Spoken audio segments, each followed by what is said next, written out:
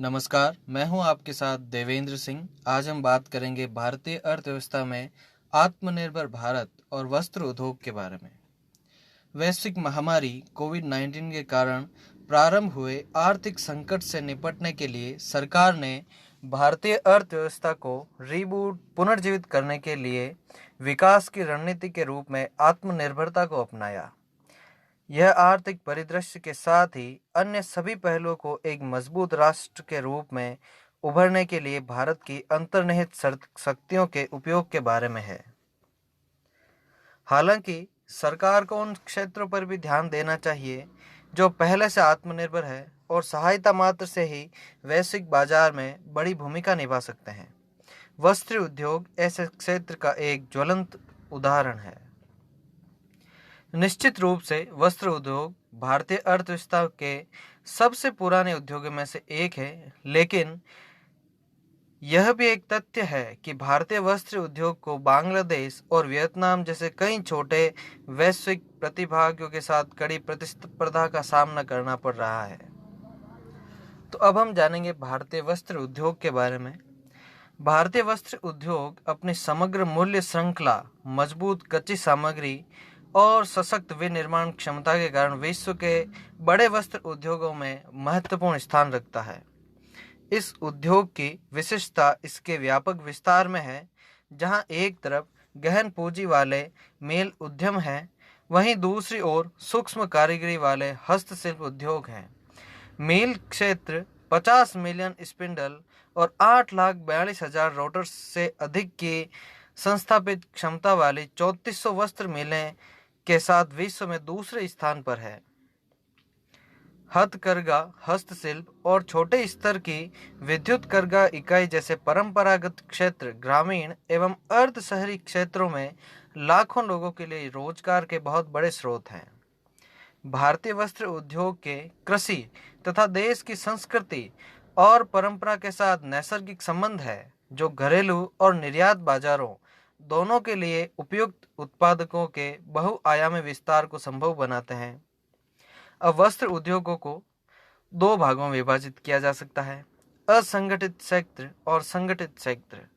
असंगठित क्षेत्र छोटे पैमाने पर विद्यमान है और इनमें पारंपरिक उपकरणों एवं विधियों का उपयोग किया जाता है, जैसे हथकरघा, हस्तशिल्प और रेशम कीट पालन, सेरिकल्चर, ये सब शामिल है।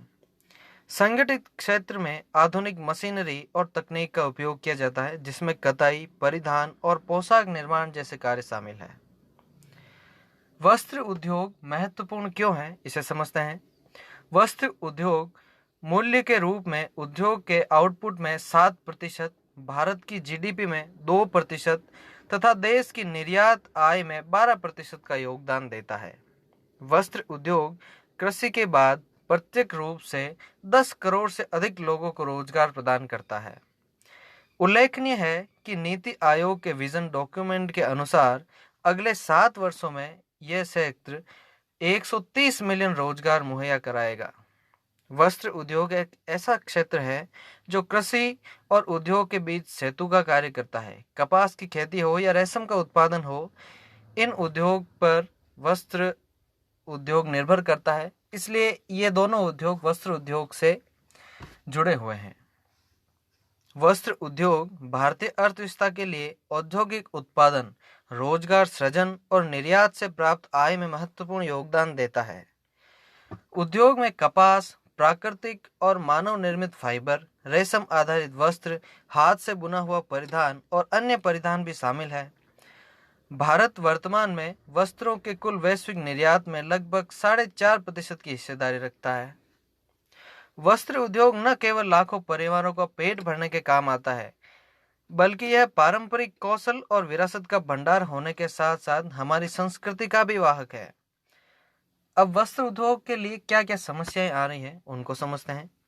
पुरातन श्रम कानून। इसके तहत विवाद का प्रमुख कारण यह कानून है कि 100 या अधिक श्रमिकों को नियुक्त करने वाली किसी भी फर्म को उन्हें किसी भी प्रकार की नौकरी से निकालने या छटनी करने से पहले श्रम विभाग से अनुमति लेनी होगी।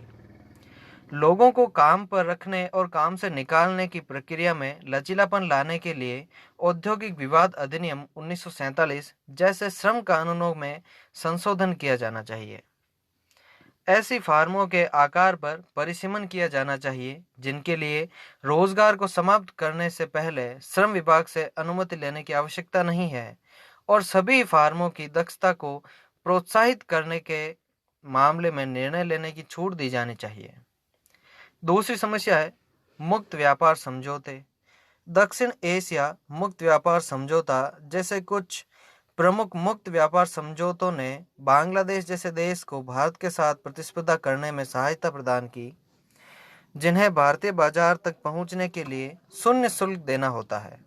सरकार को इस तरह के समझौतों पर फिर से विचार करना चाहिए और समाधान निकालने की कोशिश करनी चाहिए।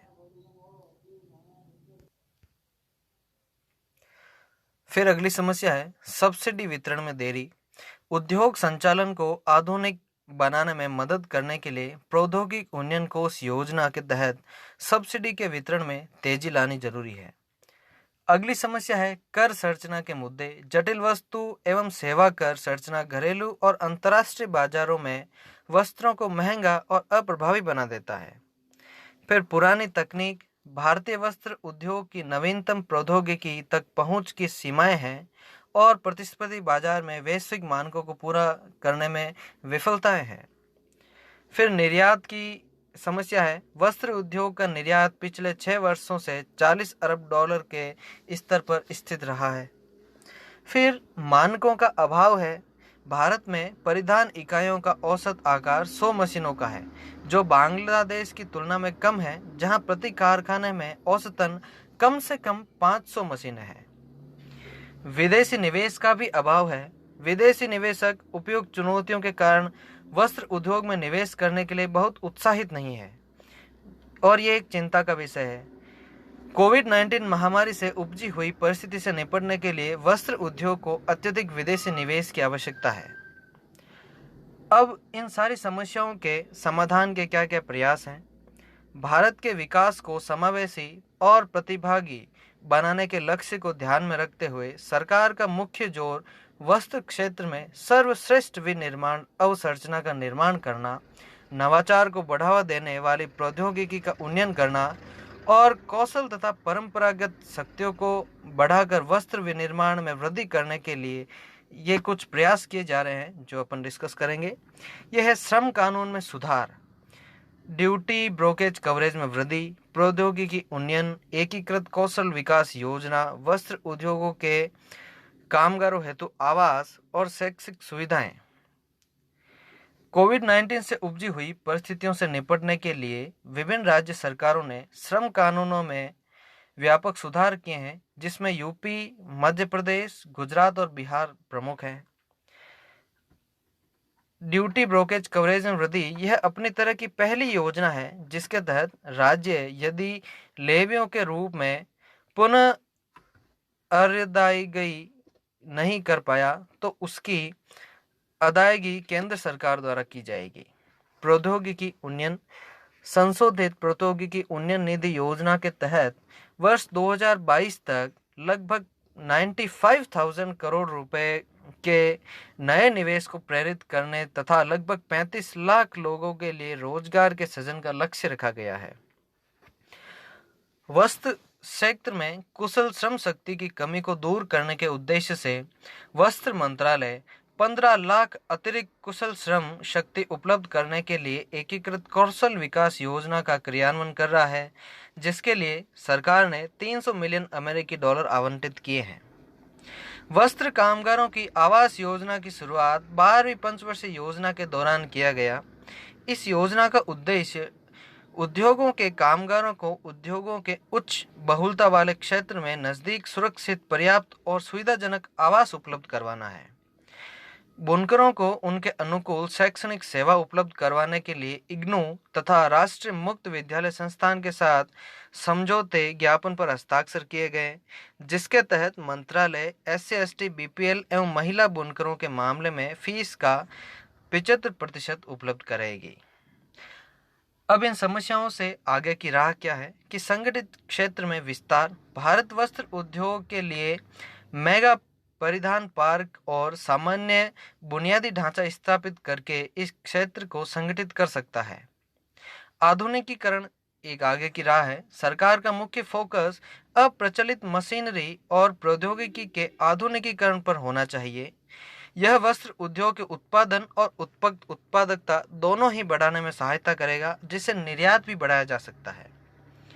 राष्ट्रीय तकनीकी वस्त्र मिशन, संशोधित प्रौद्योगिकी उन्नयन योजना और एकीकृत ऊन विकास कार्यक्रम जैसे कार्यक्रमों को सबसे प्रभावी तरीकों से लागू किया जाना चाहिए। विदेशी निवेशकों को आकर्षित कर किया जाना भी एक आगे की राह है, जो इस क्षेत्र को और आगे बढ़ा सकती है। भारत सरकार ने वस्त्र उद्योगों के लिए नई निर्यात प्रोत्साहन नीतियों को अपनाया है। उदाहरण के लिए भारत ने स्वचालित मार्ग तहत भारतीय वस्त्र उद्योग में 100% विदेशी निवेश की अनुमति भी दे दी है। तो इस प्रकार हम जानते हैं कि वस्त्र उद्योग भारत में बहुत महत्वपूर्ण उद्योग है, कृषि के बाद सबसे बड़ा उद्योग है और ये भारतीय अर्थव्यवस्था में एक मुख्य उद्योग की तरह है, जिसे आगे बढ़ाना बहुत आवश्यक है।